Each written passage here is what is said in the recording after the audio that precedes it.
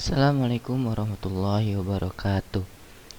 Alhamdulillahirabbil alamin. Kita dapat berjumpa kembali di dalam mata pelajaran Bina Fikih. Nah, materi sekarang yaitu masih membahas tentang materi tentang kurban.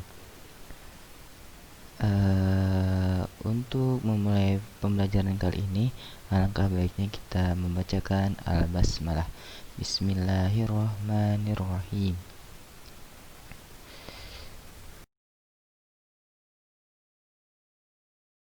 Selanjutnya, kita akan membahas yang pertama yaitu tentang waktu dan tempat pelaksanaan kurban.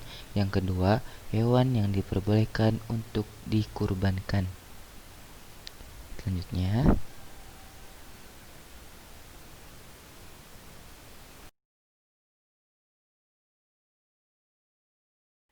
waktu pelaksanaan kurban. Waktu melakukan ibadah kurban ialah sesudah sholat Idul Adha dan hari tasyrik, yaitu tanggal 10, 11, 12, dan 13 Zulhijjah. Berakhirnya adalah saat terbenamnya matahari sebelum maghrib tanggal 13 Zulhijjah.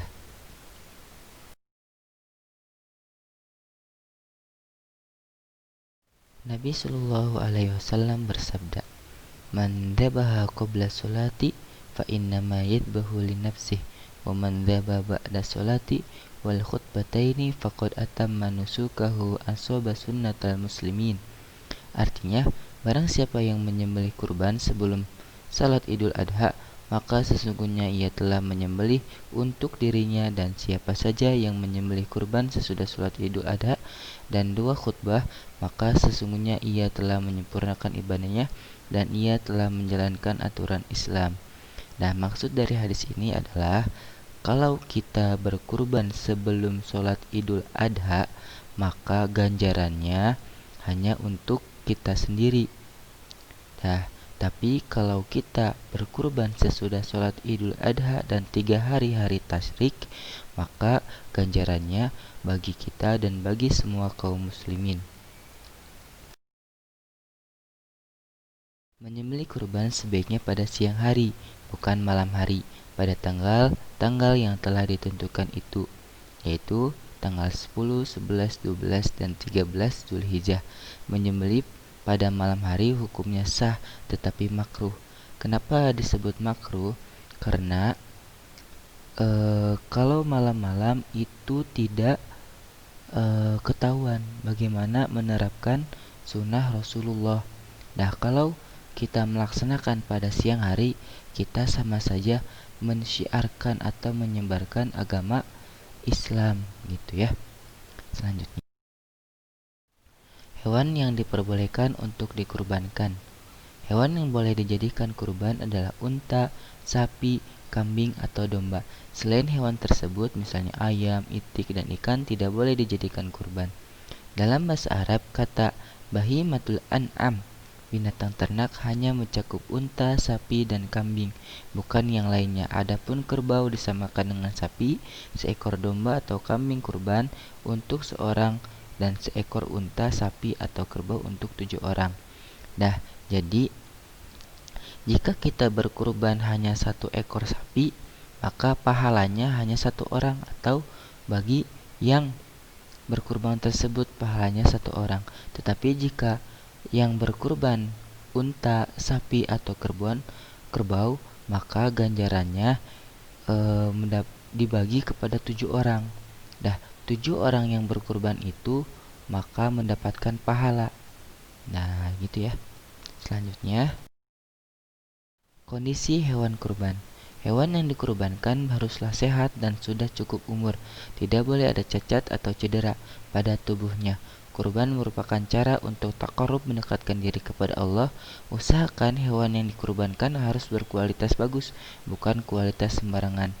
Dah, kita ingin mendekatkan diri kepada Allah, maka apa yang kita kurbankan haruslah bagus, karena dikurbankan kepada Allah dengan cara mendekatkan diri kepada Allah, yaitu dengan berkurban. Maka kurban yang kita berikan haruslah bagus dan tidak boleh cacat. Nah, berikut tidak dibenarkan berkurban dengan hewan yang matanya buta sebelah atau picak, dua rabun matanya, pincang jalannya, lemah kakinya, serta kurus, tidak ada sebagian tanduknya, tidak ada sebagian kupingnya, dan terpotong hidungnya, pendek ekornya karena terpotong atau terputus, dan terakhir menderita penyakit dalam keadaan sakit. Dan semua itu dilarang untuk dikurbankan. Jika ada salah satu cacat pada hewan kurban, maka kurban tersebut tidak diterima oleh Allah. Hewan yang diperbolehkan untuk kita jadikan kurban tersebut hendaknya harus memenuhi ketentuan atau syarat sebagai berikut. Dan hewan yang ingin kita kurbankan harus memenuhi hal-hal sebagai berikut. Yang pertama, baik tanduknya tidak patah, terhindar dari cacat seperti sakit-sakitan, buta sebelah, matanya atau kedua matanya, kurus atau pincang dan sebagainya. Hewan tidak sobek telinganya, tidak ompong gigi depannya, tidak putus ekornya, tidak dalam keadaan hamil, dan sebagainya. Cukup umur yang ditentukan dan patut dijadikan kurban. Nah, sebelum kita membeli hewan kurban, alangkah baiknya kita memeriksanya dulu, apakah hewan tersebut layak untuk dikurbankan atau tidak. Apakah hewan tersebut memiliki cacat atau tidak. Jika tidak memiliki cacat, bolehlah kita jadikan sebagai hewan berkurban. Hewan yang boleh dijadikan kurban yang pertama adalah kambing. Umurnya 1 tahun masuk tahun kedua disebut do'nun. Yang kedua, kambing Jawa. Umur 2 tahun masuk tahun ketiga disebut ma'zun. Yang terakhir, kerbau atau sapi umur 2 tahun masuk tahun ketiga disebut bakorun atau jamusun. Yang terakhir yaitu unta. Cukup berumur 5 tahun masuk tahun ke-6 disebut ibilun. Alhamdulillah untuk materi pembelajaran kali ini telah tersampaikan. Mudah-mudahan dapat bermanfaat. Kurang lebihnya mohon maaf. Wassalamualaikum warahmatullahi wabarakatuh.